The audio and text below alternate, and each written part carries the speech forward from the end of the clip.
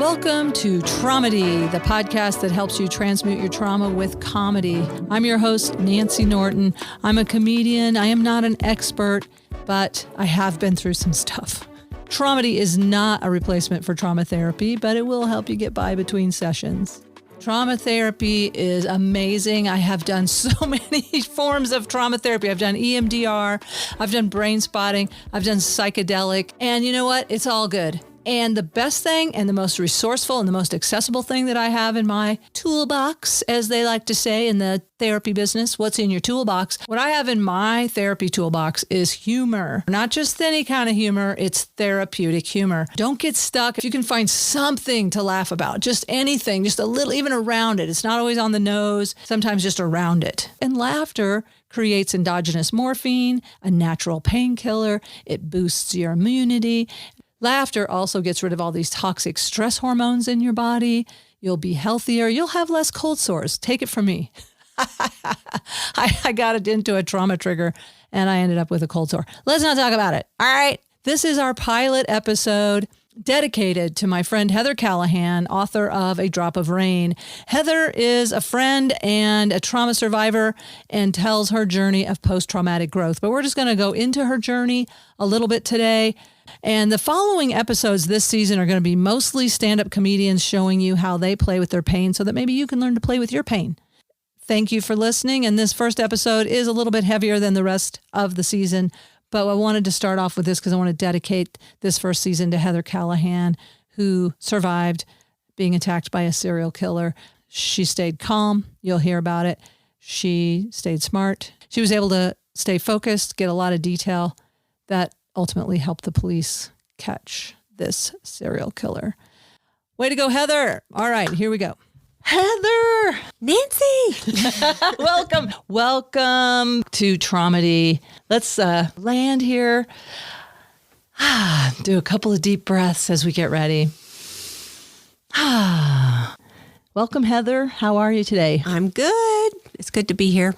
Thanks for your willingness to share your story. The goal, of course, of Tromedy is to help people who are isolated with their trauma, who may be having some avoidant patterns, or may just feel like they need a laugh, because we're trying to learn how do we laugh at something so painful or terrifying, and how do we move forward after something traumatic? Right. You had one of the most intense traumatic events that I've ever heard. And I'm so impressed that you're sitting here sharing your story. Why don't we just tell our listeners, tell them about it? What just happened? Start with it. Yeah. So back in 1991, I bought a little bungalow in Washington Park in Denver. In Washington Park, for those of you that don't know or aren't familiar, it's this little city neighborhood just south of Denver. It's an idealistic place to live for young people, young couples.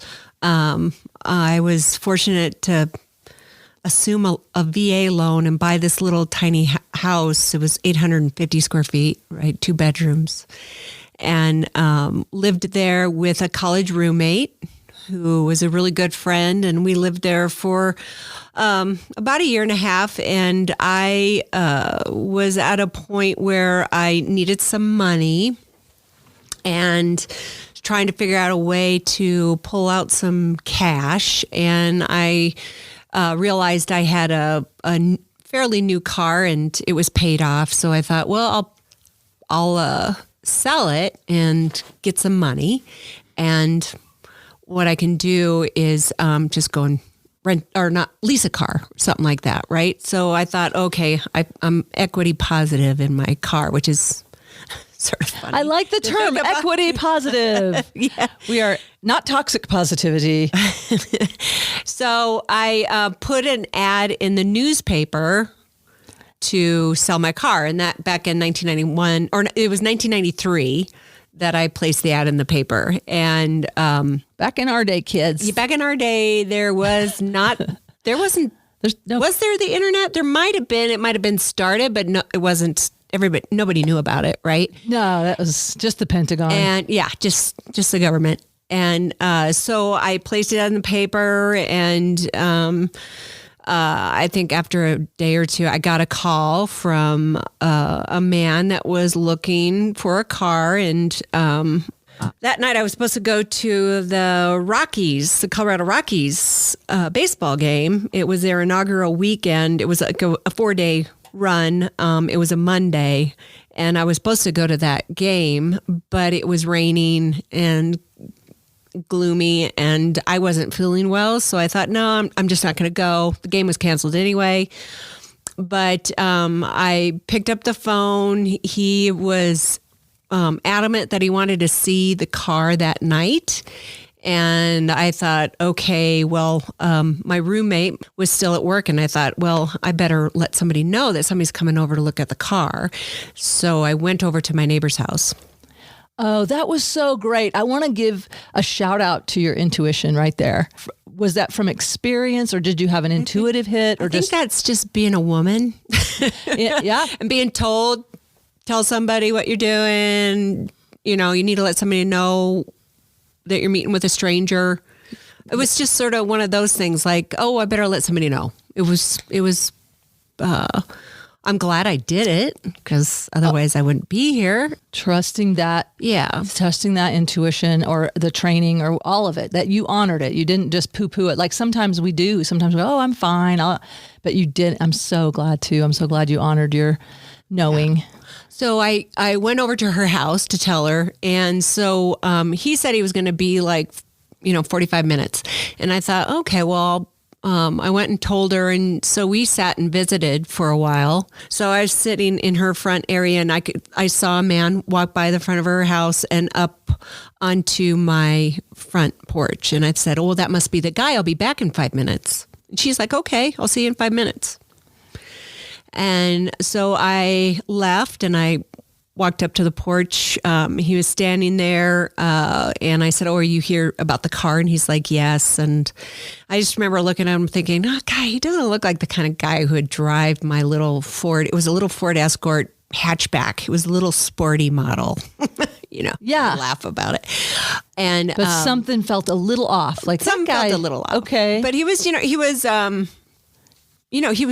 looked, like he was very clean and very neat. He had jeans on, a jacket. He had a baseball cap on. He wore glasses. And I'm like, okay, well, are you looking at this for your wife or your girlfriend? He looked like a kind of guy that would drive a truck, right? Yeah. A carpenter kind of guy. And here I am making assumptions about somebody, right? And I'm thinking, oh, Heather, just show him the car. So we walked over to the car.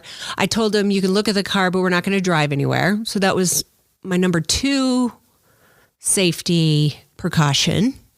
Great job, Heather. And then, so I sat in the driver's seat. He was in the passenger seat, and I talked about the car, the maintenance, the mileage and all that kind of stuff. And I remember him, rubbing the dash with his hands, looking it over. And, he had, stocky hand, like carpenter hands. That's what I was thinking. A man that works with his hands. And he didn't really talk much. I don't remember him talking much, but he did ask to look at the back hatch.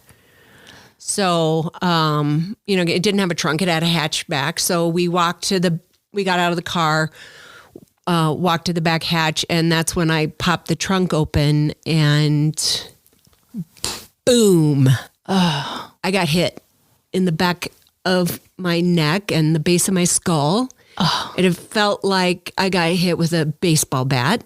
He didn't say anything. There was no noise, but I just remember reaching for my neck, and I started screaming, and I reached for my neck, and I could tell my neck was cut wide open because it was just raw skin, raw wet. Do you call it skin? I don't know. It's like flesh.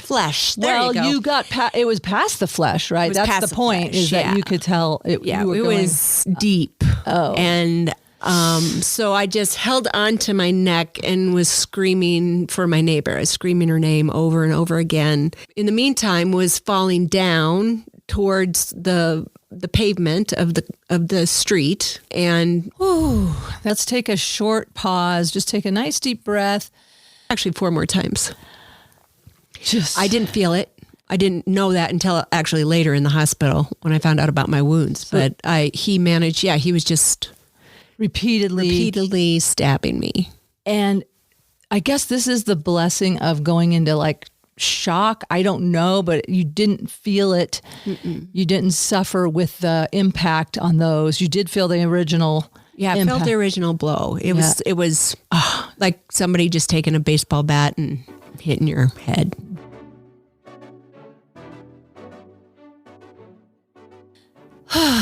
Just to kind of reset, we're not to the Tromedy. We're not to the comedy of the trauma yet, obviously. And if you want to hear the details of Heather's story, there will be a bonus series on next season or at the end of this season where you can learn all the details of how she survived and how she helped the police convict this guy. So here we go back to on the streets in Washington Park. So my neighbor heard something outside. So she thought, well, Heather's outside. And she said it sounded like kids were playing, like she could hear something. So probably like high-pitched screams, because kids right? They play like that. I know. Sometimes it triggers me to hear kids playing. Like I have to go out and check, make sure that's play. Right. So she came and looked out her front window and she saw me laying in the street and him leaning over me. So she came running to her front door and started screaming my name. And I don't know if she wasn't necessarily running towards me, but he stood there. She saw him with the weapon in his hand, I'm sorry. And he ran off, luckily, and didn't attack her because he might have been, 20, 25 feet away from her. But she startled him enough that he was like, too many variables, whatever. We don't need to get in his mind, but he took off. So she came running towards me and I said, go call 911. I'm bleeding. So she ran back in her house, talked to 911, asked them what to do, gave them all the information. What do I do? And they're like, get towels and go put pressure on her wounds. And so she came running back out. It was probably at least 5 minutes. You'd been there in the street 5 minutes? Laying in the street, alone. Not being able to move. I mean, it was probably just the trauma. I just couldn't move and thinking I'm going to die. And that's the part where like my book, A Drop of Rain, it was like a rainy, sleety night. And there was like a clear finish of water, on the pavement. So it was all like a black sheen, but there was a street light shining. So you could see like a circle of white light on the black sheen, and then the raindrop fell, and that's when it dispersed. The rings dispersed, and I could say it was like a red tint. Oh. So I knew I was bleeding. You knew that was your blood. Yeah, it was my blood. So that's sort of the significance. And there's more behind A Drop of Rain because it becomes a positive too about how you heal and move forward. But so I knew I was in bad shape. I was keeping a hold of my neck because I knew that was bad. And she was my roommate or my neighbor was asking me, where are you hurt? Where are you hurt? And I could feel air escaping from my side.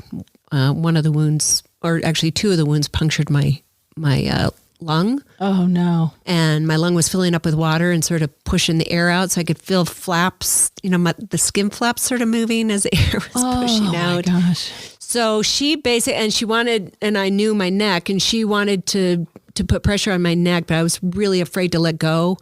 I ended up letting go and letting her hold me together, and she basically just laid on top of me to keep the pressure on my back because I was laying on my stomach in the street. So she held pressure on the wounds on my side, and she held my neck together.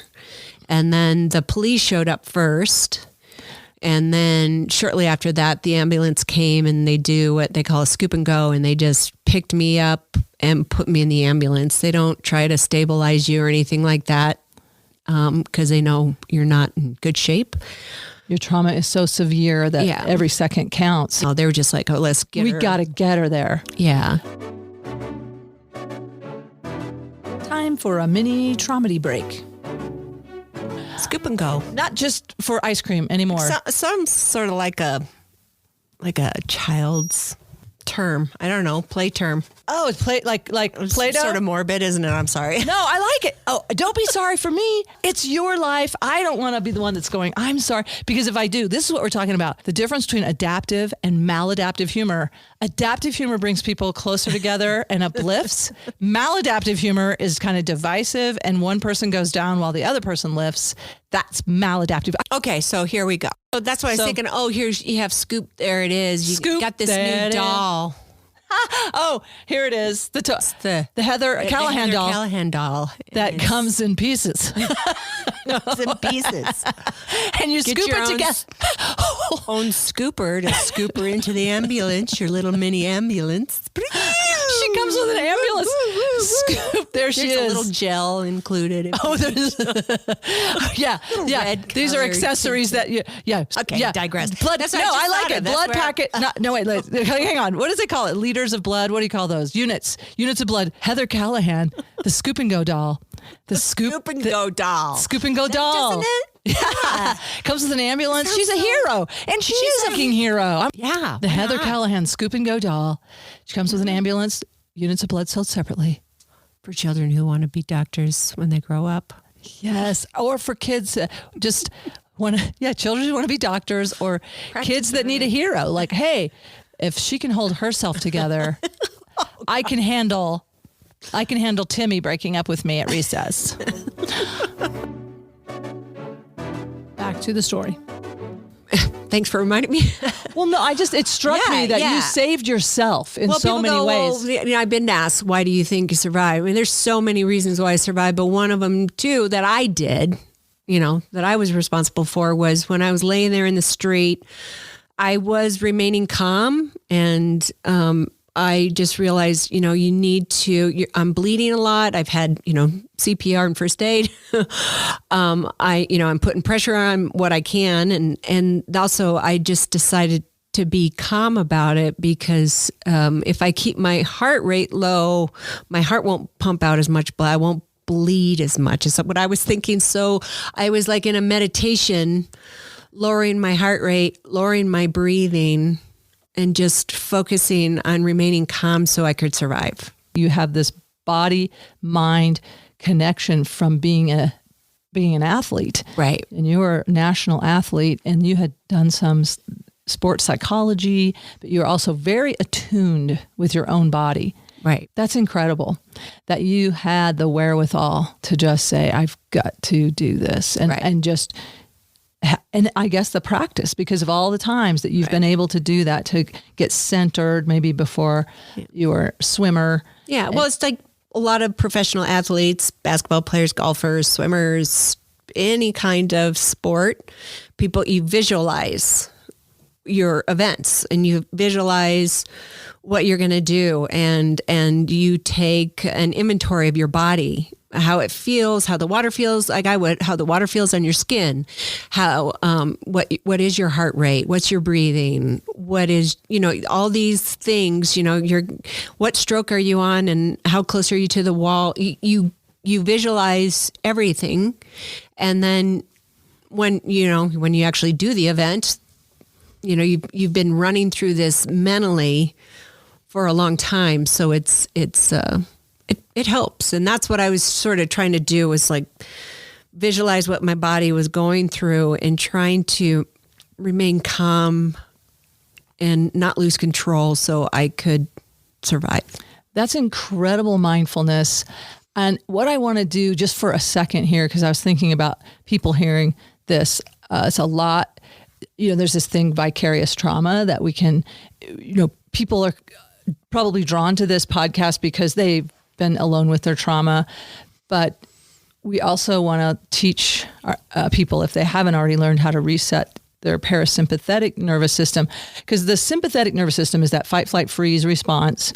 And then parasympathetic nervous system is kind of getting back to a state of relaxation. You know, one of the easiest things to do is just to slow your breath down. So maybe we'll just take a second here. Do you still get a little re-triggered when you tell that story? Because yes. So this is a gift to me and to our listeners that you're willing to go there to help others, but it is at your expense. Yeah. For me, I get real tired. Like tonight I'll probably be tired. I'll go to sleep early, and I'll have like some tenseness in my shoulders and neck where some of my injuries are. So it does. It takes a toll. Yeah, it takes a toll. Thank you for being willing. And I know we have recorded many hours. So for people who are listening to this episode, there will be a longer version of my interaction here with Heather, who shares more of the details. And then, of course, you can get her book, A Drop of Rain, is available on Amazon, I'm guessing. Yes, Amazon. Yeah.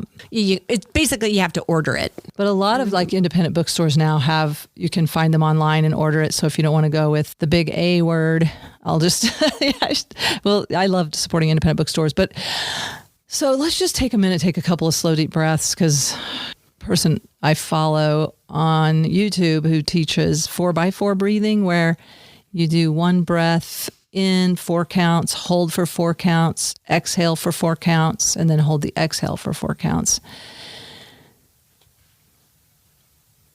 All right. Well, that's kind of probably not great for a podcast to have that much dead airtime. You're talking through it. Tune in for silence on Tromedy.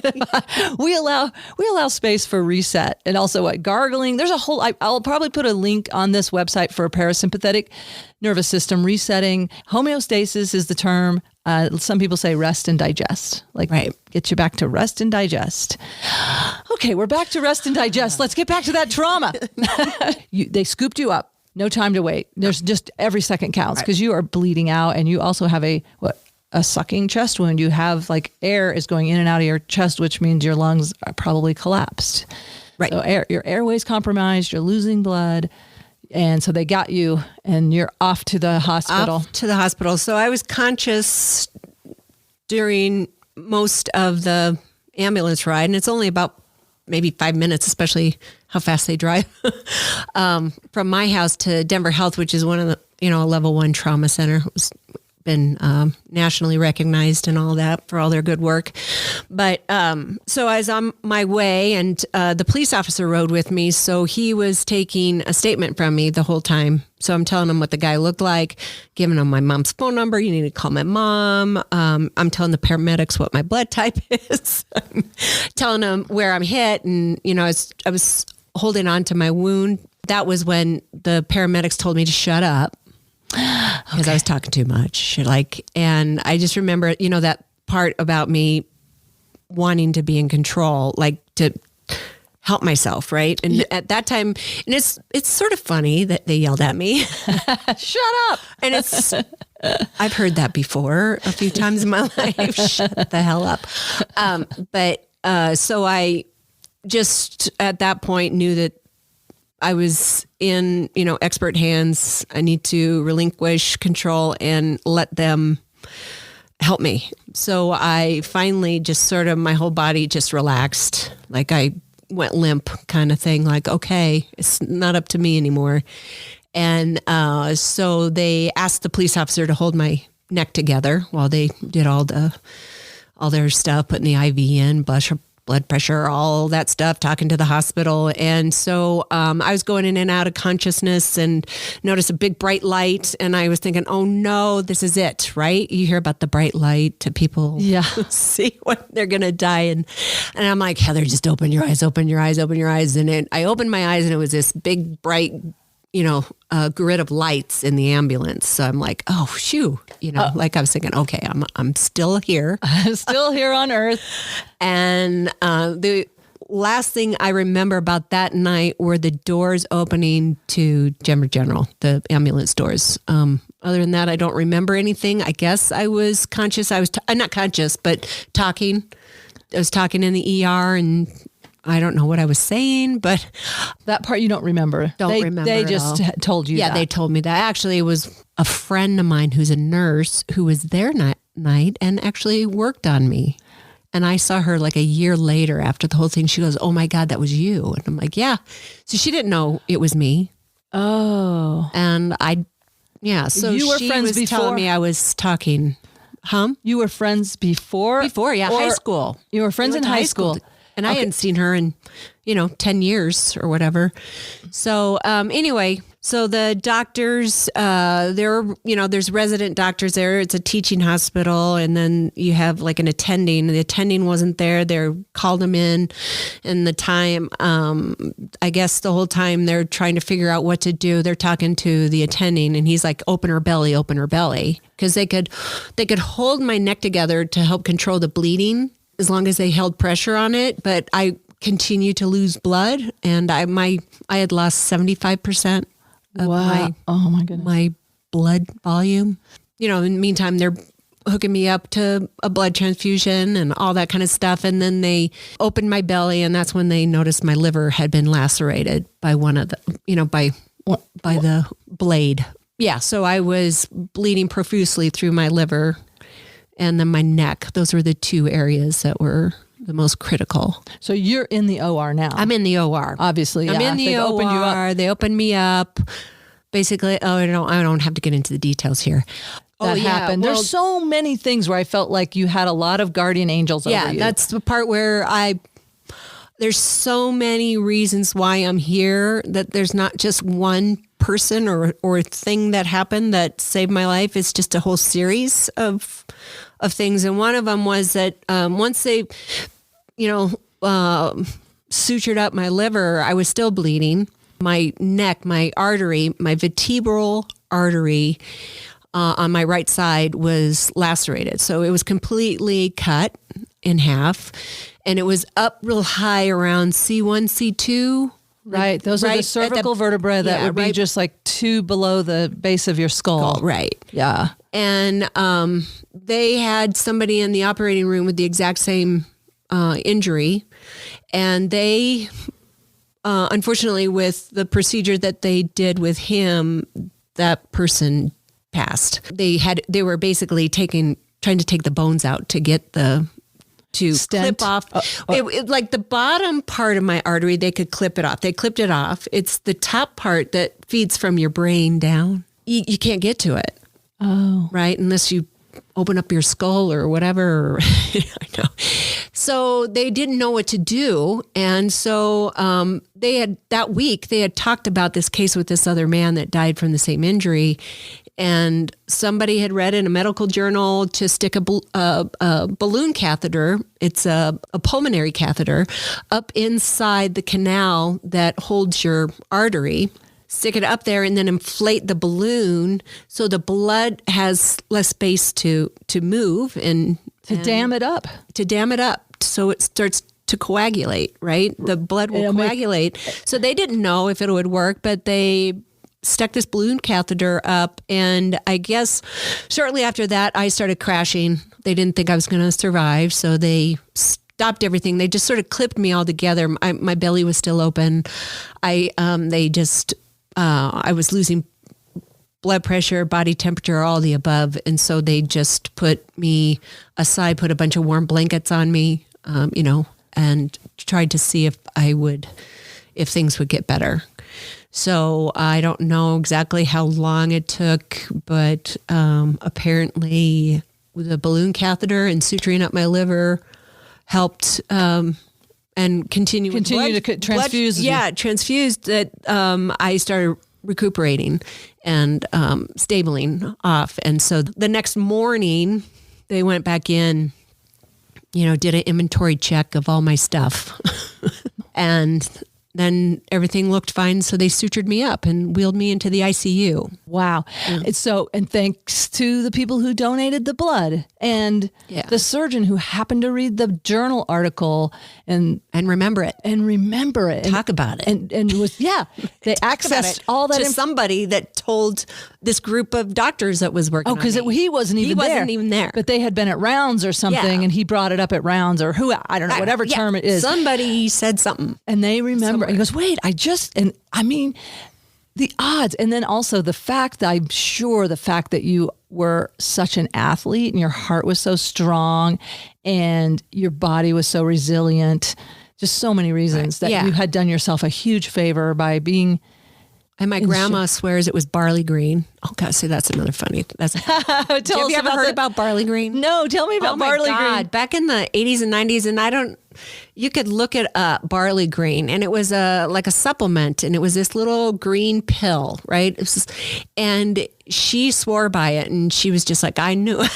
She gave you that? Because you were taking barley green. Yeah, like she would give me bottles of it. It was like... It was her thing. It was her thing. Yeah. You got to have... It sounds like... natural, supposed, food, almost like a food supplement kind of thing, or, it's something that's supposed to make you healthier, right? Your heart and your blood. Nourishing you. Yes. And she swore by that it was because of barley green. Barley green. Oh, if they are still around, I would like to see if will they be a sponsor of Tromedy? Oh, well, when you're in a spot... Never worry if you're on your barley green. I was at my deathbed and my grandma said, oh, she'll be fine. She's been taking barley green twice a day for a few years now. She is just fine. Shoo, go away. She's going to be just fine. I love it. So listen, barley green, if you're out there, we could use a sponsor on the Tromedy podcast. I'm serious though. That was beautiful. And here you were on the brink, but your grandma just knew. No, okay, she's going to be fine. She's going to be fine. She's a barley lass. That's it. A barley lass. No more, no lass. Oh, that was fun. That was fun. I love the barley green. I'm into it. We could have a debate. Is it barley green is better than barley green? Is it barley or is it barely? That's what I was looking for. Thank you. I really love that. I needed that laugh. I did. Honest to God, I can't tell you how every time I think about you, I'm just like so blown away. And then it's just also like, there's just like, that energy of this, what you went through. She would buy it, pill bottles, and hand it out to people. And I was training for triathlons. So I was running and biking, cycling and swimming, and it was like you were a well-rounded athlete. Yeah, I was skiing 2 weeks before and blew out my knee. So that was another, like I cried when I blew my knee out, and 2 weeks later I'm fighting for my life. It was sort of like put things in perspective. I don't want to interrupt your process, but you were saying earlier about this whole thing about trying not to get competitive with your trauma. Because part of the reason is the main reason I know about your trauma is because I answered the door with a skin flap, where I had an extra thumb on my face that was oozing down into my mouth, and I had all these stitches and puffy face, and I usually had a mask on when I opened the door, but I forgot, and I was like, oh no, Heather, I don't want you to see my skin graft. You kept apologizing. But you're like, I'm sorry. It's so gross. Like to have an extra flap of skin from your from your cheek to your nose. It looked like a thumb. But again, perspective, because you're like, oh girl, that is not going to bother me. And then you just pulled your shirt up. Did I? Yeah. Oh, okay. And you said, look. But you really saw that I was uncomfortable. Like I was mortified, obviously. It was so gross to me. I don't want people to see this. And then you're just like, oh, come on. And you just show me. Oh, not that you go. You were, yeah. But it was, I wasn't trying to be competitive. That wasn't a competitive. Empathetic? Was that a little too much? No, it was perfect. And I may post a picture of my face because even though I've not been real face identified because I've always had a little bit of a disfigurement in my face, I have this lazy eye and I have this tomboy face, and I've never been like, beauty queen. I haven't had that like identity, but this was another level for me. So it did help me. When it's on your face, you can't hide it too. That's the thing. I did wear a surgical mask. Oh, you did? But I will say, I knew it was from kindness. It wasn't about competitiveness at all. But basically, you're telling me don't worry about it. I've seen a lot, and you just showed me, and I did forget all about my face. And I was like, oh, Heather. And then it was just amazing to me that you survived that, and that you have written this book, and that you have gone around and talked about it. So I know you had the surgery, and I know it's a long rehab journey, because during that rehab time, I mean, you went through so much, and I don't know how much did you want to go into? I was in the ICU for 5 days, and basically every day they were taking a tube out, so that was positive, right? So I was intubated. They pulled that tube out, my pulmonary tube, my IVs, what else did I have? Oh, my feeding tubes. I had one in my intestine, one in my stomach. They put a sheet over the mirror in the bathroom. You know, the nurse would have to help me go to the bathroom because I was plugged into so many things. Yeah. She'd have to unplug me, and then I'm still plugged into a bunch of things. And then I pass in the mirror, and they're like, "Oh no, you don't want to see." Oh, so and finally, like the day I was transferring from, I think, the ICU to the main floor, they took the mirror down and showed me, and I had this huge, like cantaloupe shaped, like ball right on, it's actually on the right. Yeah. On my neck. Like I didn't have a neck. And it was protruding, and I had stitches, and the stitches were like all stretched, and my skin was all shiny from just being stretched so much. And the swelling. And the swelling. It was just so ugly. And I just remember asking them, I'm like, is this going to go down? Is this going to go away? And they just looked at me like they were not encouraging me that this was all going to go away. And I had a big hunchback too. And this thing, because I had all these injuries on my back. So I was looking like the Hunchback of Notre Dame. Yeah, Quasimodo. That could be funnier. It's more of like a Bride of Frankenstein. Now that's funny. Oh, Bride of Frank. I was more like the Bride of Frankenstein. Yeah, all the paleness, the frizzy matted hair. Oh, with the blood in it. With the blood. Yeah. Like when you get that ICU hairdo and the staples. Staples are not attractive. You had staples in your neck. Yeah, they don't sew you up. They don't go, here, let's do some suturing. No, they're like, pop, pop, pop, pop, pop. Yeah. And then you get the railroad track scars, you know. No. Yeah, they didn't reassure you. No. Wow. They're like, really shrugging their shoulders. I know. We need to get a cartoonist. That'd be good to get a cartoonist to do some of these drawings. Maybe we could put that on the podcast. I'm going to see if I can find one. I think that'd be cool. Have the Bride of Frankenstein and you saying, is this going to get better? And them going, we don't know. You may, and then, you know, it's like Quasimodo and Frankenstein had a baby, and there I was. Oh, and look at you now. And look at me now. A darling. They just sort of shrugged their shoulders. You're having to process that. And this was better than what it was. I guess my face was like, I didn't have a face. I was so swollen. Like, you couldn't see they don't show that on TV on these hospital channels.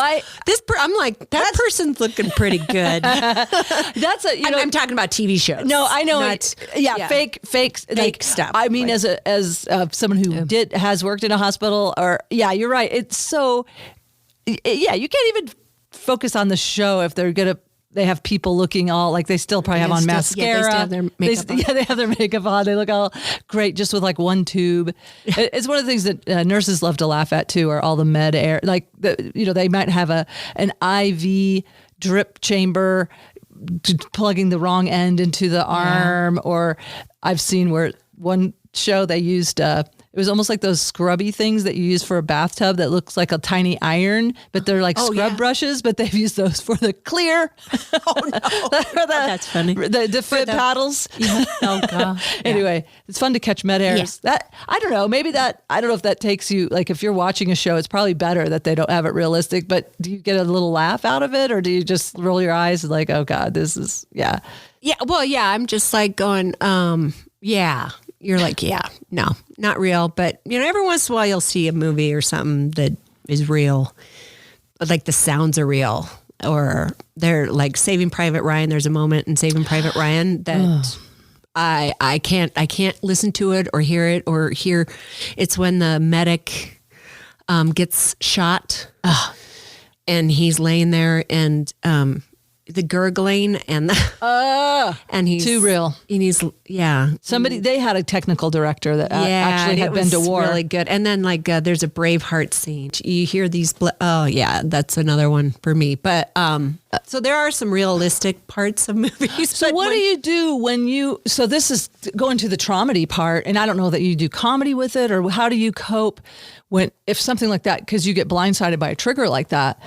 Maybe you didn't know you're watching Braveheart and all of a sudden it's like, oh no, I know that sound of a knife going into a human body. Right. And it's just too, it's take you back and you get triggered. What do you do? How do you take care of yourself when that happens, when you get blindsided? My ears and close my eyes. You do? Yes. And then I go, no. Like I can't watch it. I can't. Yeah. And how do you reset? How do you get out of the trigger? Like once that fight, flight, freeze, my body becomes tense. I just have to breathe. But those are real. It's real. For me, it didn't trigger something that put me in some type of a state of mind where I think I'm in trouble. Okay. So you managed to kind of cut it off. I can't watch even to this day. I wouldn't watch it. No, so it's just like I can't. No, I just can't. Don't need it. I still don't. I can tell when something's going to happen. I do that same thing. What, if anything, comes to your mind when you think about something that helped you in some of those really early recovery? I was happy to be alive. So you focused on the gratitude. Yeah, I was actually very happy in the emergency or the ICU and the hospital and talking to the doctors. And I think I surprised them based on the trauma. They're all like, why is she talking? And she's laughing and trying to make a joke or... Do you remember any joke or do you remember? I don't remember a joke, but... Or anything that came to your mind that kind of was amusing? Well, what was amusing was they were taking the pulmonary balloon out of my neck. And they're literally 5 doctors and their faces are all within a foot of mine. I mean, they're leaning over me because it's right on my neck and they're all leaning over and one person was in charge of pulling it out, right? And he's slowly pulling out the balloon catheter and then all of a sudden it comes out and they all start looking at each other with this, with their eyes real big and going, you can tell, oh shit. What happened? Right? Something's wrong. Uh-oh. And I'm like, okay, what's wrong? What's wrong? And literally I'm asking what happened? And they're just, and they have nothing to say. And I think they were just sort of waiting to see if I flatlined or something because the balloon, the little rubber balloon that's at the end of the catheter was gone. It broke off. Oh. It tore off. I could tell it tore off. Like a balloon explodes. Like it rotted away or something. So they were afraid they did something wrong. But there was all a big guessing game. That was the thing. And they're just, another one was when my girlfriend's like, oh, one of the doctors is really cute, Heather. And I'm like, what? I'm like, yeah. She's like, oh, this, take advantage of it. I'm like, no, this might not be the right place and time kind of thing, but what are you doing after the surgery? Yeah, doc. So yeah, little things like that. And then, so I was in the ICU for 5 days and then on the main floor for 2 days, didn't want to be there, hated it. It was too out of control, too many people, too many sounds, too much stimulus and stimuli that is just going at you. And I was not comfortable. So I begged and pleaded with the doctors to let me go. And they finally let me go. I can't believe you went home after just a week. It was 7 nights, 8 days. That's incredible. That's incredible that you were able to go home. They didn't think I'd live. And then I'm walking out. Yeah. You were walking. Well, yeah, they were wheeling me, but I mean, you could have walked. I mean, they make they wheel you out as a protocol, as a liability risk, but you could have. You walked, you got home and I got home. My mom took care of me for 2 months. She did everything for me. I mean, she had to feed me, bathe me, help me change my clothes. And she had to nurse my wounds because with stab wounds, they keep them open. So that they will drain. They'll put, gauze. They clean it out with, all that stuff. I'm sorry, I don't need to get into that. But it was 4 major stab wounds that my mom had have to clean and change the bandages 3 times a day. So she was with me 24/7. And I had a lot of visitors, a lot of friends, family, a minister from our church, and people from my mom's business. She took 2 months off of work to take care of me. So this was like a financial burden to her. Yeah. So people from her work would come in, bring food, a lot of people bringing food. They'd clean the house for her and do really nice stuff. So I saw this huge community come and help me. And I got letters, I got calls, I got people were donating money to buy me a dog, which she ended up being my partner forever. And that's another story. We could talk about her for an hour. Yes. She was your emotional support dog and protector, correct? Right. She was trained. Right. So she was trained for protection. She would attack if I asked. Yeah. So I had to wait about a month to get her because I wasn't strong enough to hold her or to anything. So, but she did end up going and staying with me and my mom, and she helped with a certain level of calmness, like so I could sleep and felt more comfortable with her there. You could have some sense of safety. Yeah, and she bonded with me right away. What's her name? Heidi. She was send some love out to Heidi. Yeah, loved Heidi. I am. You know me, I'm a believer in guardian angels. I'm sure she's still one of your guardian angels. Yes, she is. Yeah. I should write a book about her, actually. Yeah, that'll be your next book. She was phenomenal. Oh, that'll be your next book. She's like a dog that there should be a movie about. I just got a goosebump. I think you might do this, Heather. I need to. I keep talking about it. Oh. I'm like, because it would be a totally different story from her point of view. I have, that's so funny. That would be cool to hear the point of view of Heidi. Yeah, she was a badass. And what a comfort to you, and allowed you, like you said, to get some sleep when you did end up being on your own. And we'll get to post-traumatic growth, which I learned about from your book. And now it's like such a thing. I know. So you were on I don't want to say the cutting. I was going to say the cutting edge. I'm always ahead of my time. It sucks. It's like, I feel. Hello. No. I wish I would have. Well, I don't know if I wish I would have found out about it, but when I did find out about it, it explained a lot. Yeah. And because I never felt like I was unusual I didn't quite understand how troubling it was that people wanted to keep me in a box and keep me a victim for the rest of my life. Yeah. And that's not where I wanted to be. And that's not what this is about. Yeah. I take everything serious what happened to me.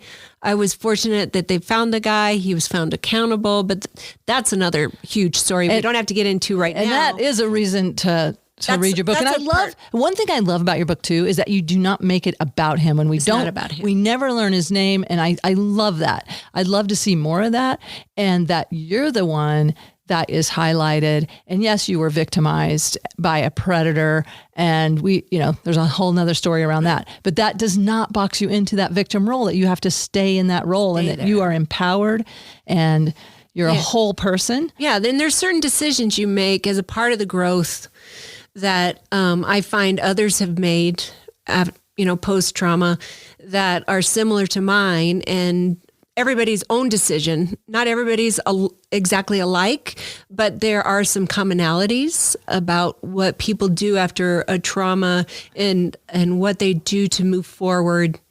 with life. It's not that it's not there anymore. It's just, wait a minute, I want more. I survived for a reason. I want more. I wanted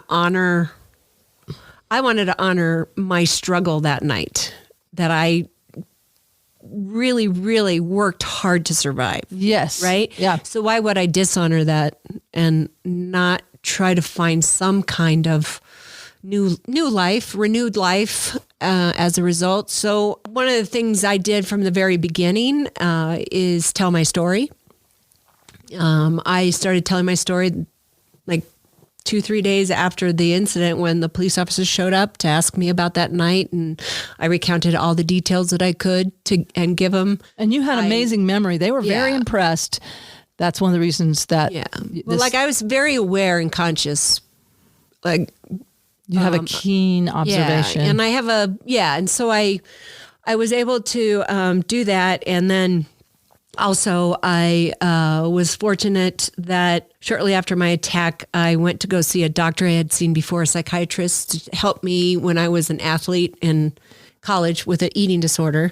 So I was able to work with her, which she already knew who I was. So sort of like, actually that was a bonus for me. I was very fortunate that she knew who I was. So I didn't have to say who I was. You had a baseline. She knew your baseline. She knew you before. Yeah. And that's another beautiful silver lining is that I have been around with treatment of people with eating disorders, and it's just very hard to treat. And you were cured by this incident of your eating disorder that. Yeah, I still had the eating disorder, and not until after I got attacked did it go away. Like my need to punish myself. I was punishing myself for years and years. I mean, more than a decade. And before this attack. Before the attack. But after it, you were done. Yeah. I didn't have the energy for it. It's like, it takes a lot of energy, it takes a lot of work to punish yourself. Right. And so I just, I became cured. I'm sure there's a rewiring of my brain after the trauma, which might help explain it too. That I was fortunate enough to overcome that. I don't recommend it as a therapy. We're not, but yes, as a disclaimer on the Tromedy podcast, we are not recommending being attacked by a serial killer to cure yourself of eating disorder. But you know what I tapped into, and I think you alluded to it earlier when you're in the ambulance and you started, and who knows if that was the light in the ambulance or the white light. It could have been. It could have been. Well, I trust your gut when you first thought, like, open your eyes and get back into this body right now. Right. So I'm thinking you really got in touch with how much you wanted to live. Mm-hmm. And the eating disorder, like you said, was a form of self-punishment and maybe kind of self-destructive. Yes, and it's like no part of you wanted to destroy yourself ever again. Like, well, yeah, it was a true test. It was like, oh, wait a minute. Oh, it was like, I do want to live. Right. Yeah. It was like it was an eye-opener for me. And so that was part of my thing of trying to move forward, was trying to honor the fact that I tried so hard that night to survive, and why be a victim for the rest of my life? I mean, I had to go through a lot. I mean, it took years. It's not like this happened overnight. No. I'm cured. And it was hard. There were tears. I lost friendships. I lost a community, really, because I was a victim in that community, and I was treated differently. And I still find people treat me different. People from my pre-Heather, before the attack, they'll treat me differently, especially if they haven't been around me or don't know much about what I've been through, because they still think I'm that victim, and they haven't left that night. I've been through so much. It's sort of like they're stuck there. And it's not that they're stuck. It's just that's their last interaction with me. So they still think that's where I am. And it's difficult for them. And there was the piece that they could not make peace with this being either a random attack, and that's subjective, but that's something that could happen to them. They had to make you different. Like, oh, that wouldn't happen to me. It's because wrong with Heather. Or that they do the victim blaming thing of like, oh, well, she shouldn't have been there. She shouldn't have agreed to meet him. She shouldn't be out in front of her house. But that's at a way 7:00 at night. That's kind of a way of them getting out of their own sense of powerlessness. Like, people don't want to feel that sense of powerlessness. Like, oh, that wouldn't happen to me. So let's keep Heather in that box. And then that's that othering thing that people do. And to not put blame on them for not being in my life anymore, I became a different person. I was an athlete. I was a lot of these friends. We were playing volleyball. We were skiing. We were active. We were mountain biking. We were active. And then I can barely walk around the park without getting winded or my neck killing me. And that's another thing we didn't talk about, is the fact that he did break my neck. Ugh. So I walked around for 2 years with a broken neck. I couldn't ride my bike because I couldn't hold my head up. Walking was extremely painful. So I went from doing all these activities, and that's what my world revolved around, was sports, playing volleyball, all these things, to not doing any of it. And those friendships were a part of it. So that community, that's why I say that community I lost, right? And so I became isolated in a way, but I did have a great family, people that chose to not treat me too much differently. I don't know if that's good or bad. My dad saying, you need to get back to work, 3 weeks after. Well, yeah, he kind of was on the other end weeks. of, yeah, he was 6 weeks after I got a text. I'm holding my head up, can barely walk, but I'm back at work. Yeah. And it is one of those two sides of that coin, but you have a lot of grit. And I mean, I'm sure you can thank your dad for some of that, but it's also I have bills to pay. Yeah, right? but I know you are amazing that you did that. But see all that too with that, the way you were an athlete and you kind of went through pain. You obviously had learned how to manage pain, maybe to the extreme. Well, we only have a few minutes left, Heather. Okay. So what would you like to share? Is there anything you want to share that the change? I just know that for me, in my personal journey, is telling my story was important. So I told my story to anybody and everybody that would want to listen. I do try to pick my audience or understand my audience a little better. Yeah, right? That was one of the funny things you were telling me. Sometimes I would tell my story later on in life on purpose to repel people that I didn't want to be around. Is that bad? That's so bad. I'm gonna go ahead and share, because I know that after I share, they will walk away and they won't want to be in my life. It's really sad, but I did it on purpose. I love that. I love that you can use it to empower yourself. And also, you don't want to be with these people. Honestly, if you can't handle this, maybe, you are in another category now of person that has a bandwidth and a capacity to be present. Like people that are tuned into Tromedy. I know the average person is not going to be interested in this. They're just like, this is too intense. But if we go through a trauma, there's a new, I call it find my vibe. I'm trying not to do cultural appropriation and say find my tribe, because with the lows come all these highs, and if they may not have that broad stretch from the highs to the lows. And telling my story, and I joke about it, I could use it as a tool, but also it was a way for me to process the whole experience. And I still, even to this day, when I was writing my book, discovering new things about my whole experience and what I went through, and appreciating it a little bit more, and forgiving myself, right? Like forgiving myself for going out there and meeting this man and allowing this to happen. Because there's a part of you that blames yourself too, right? So there's things like that. There's things, recognizing your strengths, and also, people going, oh, well, Heather, you're really unique. And I'm like, no, I'm not. No, I'm not. And I'm finding out I'm not unique. And I was right. I'm not alone. Majority of us overcome trauma. They say 70% of us will go through trauma in our life. I think it's probably everybody, right? And the thing is that why do we look at this as an illness? I never looked at post-traumatic stress disorder is serious. It's real. You have to sort of go through that process in order to move towards growth. It's all a part of it. It's not like one thing after another. It's just sort of a continuum, right? Yeah. And I believe that because there were certain things that I did that I didn't realize. I can recognize it after I started doing more reading on post-traumatic growth. It's like, wait a minute, I did that. I took a year off after 4 years of the trauma and the healing, and then the criminal justice process, and then finding out I had a broken neck and having to get my neck fixed and all this stuff. And then being in a relationship that probably wasn't good for me to move forward.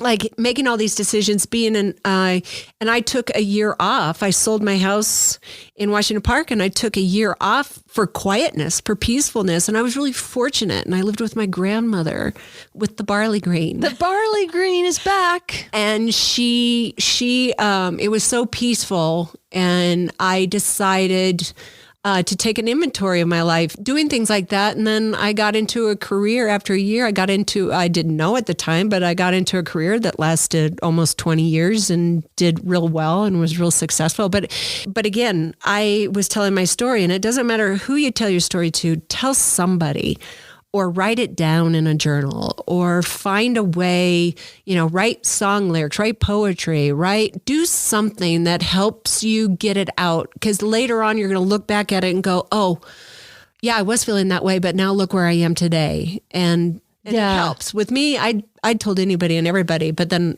I learned that maybe I shouldn't tell everybody, but then except for the people you want to get rid of. You were trying to get rid of me that day because it didn't work. No, it didn't work. I didn't think it was going to work. No. But I knew I could. I was revealing myself literally. Well, it can be and that's a good sign. Like it could be bonding, or it could be a repellent. Like, okay. Yeah. It gives you it's a nice meter to know who are you safe with. I want back to your point. I love what you were saying about express, get it out through whatever form, whether it's comedy like I do, or I also do a lot of drawings or journaling. And it's so that it doesn't, so you don't internalize it. I want to just bring back the point of self-forgiveness, of really knowing you did your very best with all the information you had, and you actually did a fantastic job of trusting your instincts and taking care of yourself, and you are living proof.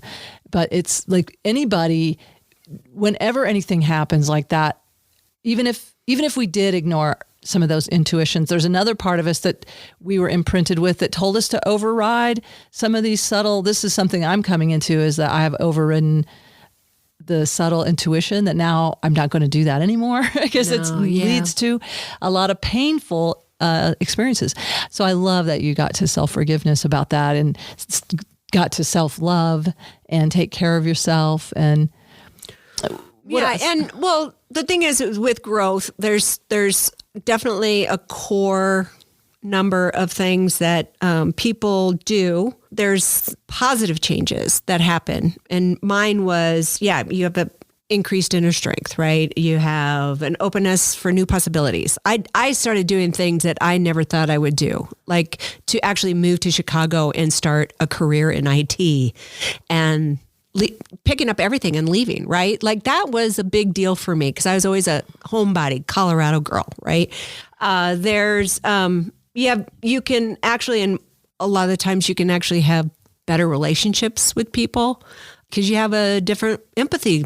Your empathy characteristic has grown immensely. So you can really have some really good personal relationships with people and meet people that you never thought you would have things in common with, and you can connect. Yeah. And then also a better appreciation of life. I was punishing myself and I stopped punishing myself. Life still gets complicated. I'm not perfect. I've got, life happens and you still are challenged, and you sort of have to, reflect back and go, okay, how did I get through that? And I need to get through this. And, sometimes you start out at square one going, okay, all right, go start talking to people about this. And I need to forgive myself. I need to find a place. I need to find a place where I can have some peace. And so you can apply all the things that you learned to current stresses and current traumas, if there are any. Right. Yeah. And then, a lot of times people have a higher sense of spirituality, whatever that is. And I tend to, with me is my thing is all about will, the will to live, and the will, you can get through things if you can tap into that will. It's powerful. And whoever gave that to you, God, you're being human. It's a powerful spiritual tool. I love that concept of tapping into the will to live. That's beautiful. I'm going to tap into that right now. I know currently one of the things that you had shared with me was that you like sharing your story. It's nice to share it on your own terms and not to have to share it. You've shared that like, oh, I haven't had a massage in a long time because I'm tired of having to explain all the scars. Right. And I didn't know if we tried to joke about this a little bit because I said, well, it is funny. I was like, one of my funny things is that when I go to a doctor or a therapist or something, then I have to write a list of all the operations I've had.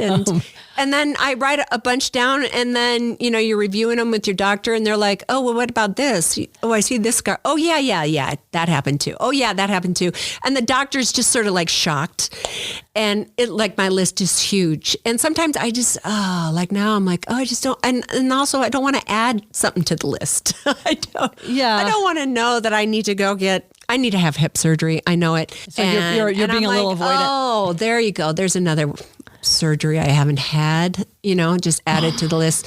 So yeah, but it is sort of funny, when you're going but then again, there is this part of me, it's like I have to be in the right frame of mind. Yeah. Right? Yeah. I need to laugh about it because I know one thing that came to my mind was you could make up stories to kind of make a game out of it in a way, just to see if people would stop asking. Like if you went to get a massage and you're like, okay, rather than tell the truth about what happened, like a cartoon version or something. And that's where, I don't know, this is where I was like, my mind went to like, oh, I was doing table dances at Benihana.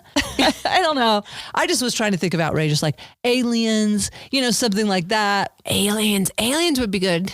The aliens came down and you were defending the humans of Earth. They took me up for experimentation. Oh, they did a scoop and go on me. The aliens did a scoop and go, and they took you up to their spaceship. Yeah, they wanted to see me, but they performed experiments. Oh, yeah, that's why I'm not fond of these aliens. I don't really like them. I don't know why I can't stop the barley green accent. I'm still that's why I feel empowered with it somehow. I think accents do distance us. They were Irish aliens. Irish aliens. They were green. The barley green aliens. Oh, that's great. I love it. Well, let's make it all up. Let's make it all up. Yeah. It's much better. Don't you think? I mean, but I do wonder if that would help if you did have some shelved stories like, okay, I'll tell you this, but only once. And then just get the massage. Like, hey, I have this thing with aliens. They did some experiments. It's kind of personal. Just leave a little tidbit and just like, oh God, I would love to see that person's face. I know. I'll pay for your, dude. I tell you what, Heather, I will pay for a massage if you would do that story and have your voice memo on. I can't see the masseuse's face. Yeah, you've got a camera in the massage room. That's right, because you usually start off face down with you got your little face in that little circle thing. So how could you could you have your phone just say, I have some attachment issues, and then you have it on voice, you have it on video, and you just sort of, hey, I was attacked by aliens. Thank you for this massage. And I don't like to talk about it. It's something I don't like to talk about. The aliens. I'm not allowed to. Ooh, they told me not to. They told me not. Yeah, you got into that. Say it. They told me if I talk about it, they'll take something inside me will explode. Oh, wow, that's good.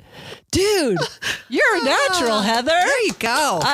Just get me Give going. it up for Heather, man. Yeah, I didn't know you were so into theater.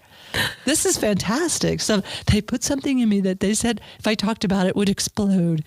Thanks for the massage. Oh, don't touch too much on get the... it. Yeah. She just puts her hands up. I say she. It's mostly... I like women giving me massages, not men per se. Is that really weird? That's weird. No, I think it's very healthy. We're done. I think we're done. I'm just going to do Reiki from the other room. I'm going to just do a Reiki session. I love it. But what was the other? Oh, you were saying about being competitive. Did you ever think? Was there a story about that where did you meet another trauma survivor and that? And that I can see dueling banjos being played in the background. I remember going back to a high school reunion. Oh my God! And I was sort of like the big talk, right? Because this literally like that year, I went to my high school reunion and I started talking to somebody, and this girl looks at me and she goes, "You're not the only one who's been through things." And I'm like, oh, I know. Would you want to talk about it? But I was thinking, it's not a competition. Yeah. And also I have to be careful because well, here, like you got the thing on your nose. I'm going to show you mine. Yeah. I don't mean to be, but sometimes it can be a competition, and I don't want to feel like, and that's the unfortunate part, is that sometimes when people hear mine, they just go, oh, and I don't want them to think that their trauma is not important. Yeah. Or it was not it was one of the things I did when shortly after I got attacked is I went through group therapy, and I went through group therapy with other people that have been victimized by a crime, right? Like something happened to them. One woman was robbed by gunpoint and her husband was a witness to the whole thing. Now they physically didn't get harmed. There was other things too, a mugging, a robbery, all this kind of stuff. And their trauma is just as real as mine. And when you're listening to them and what they're going through with the nightmares, the flashbacks, the anxiety, the depression, the sadness, the, guilt too, right? The husband didn't do anything. He stood there. But the thing is, I'm like, when I'm listening to the story, I'm like, well, you saved your wife's life because you didn't move, because the guy was holding a gun. Yeah. But he's here feeling responsible for his wife. Right. And so, and like my neighbor felt guilty that she didn't go out there with me. Right. Like it was her fault. And I'm like, and she went through just as much of a trauma as I did. And hers is just as real. And it's hard, like when you have somebody like me, you've got the physical part, so it must be more. It's like, no, it's all the same. When you do share your story, a lot of people do bring up their traumas, and it opens the door for them to talk about their stuff. And I don't compete with that stuff. Yeah, it is funny. It's funny, but it's also a safe place. Like it makes it like, okay, this woman can handle. I don't have to be in the closet with her if I need to process something. To know that you can thrive after the most serious event, all that you've been through, and how much of a shining bright light you are. So thank you again. Thanks, let's do this again next year. Tune in again next year when we re-record. We went over our hour. When I find out, like I'm looking now, at... what do you have to cut? I'm looking at I probably everything I said I'll cut. Do we need to do another parasympathetic reset maybe? Well, maybe, yes. Another deep breath. Let's do that. Let's get back to rest and digest. In for 4. Hold for 4. Exhale for 4. Okay, everybody. Love yourselves. Laugh at your pain when you can, when you're ready. Peace and love. Thanks for listening to the Tromedy podcast. I want to give a special thanks to Heather Callahan for inspiring this.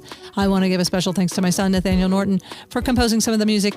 This podcast is dedicated to you, the listener. Everyone has some trauma. Some of us are feeling stuck. This is for people who may be isolated with trauma, who need a little help getting through it some days. This is collaborative learning. We're all learning from each other here. Do you need to process some trauma? Do you have something to share that has helped you cope with trauma between your trauma therapy sessions?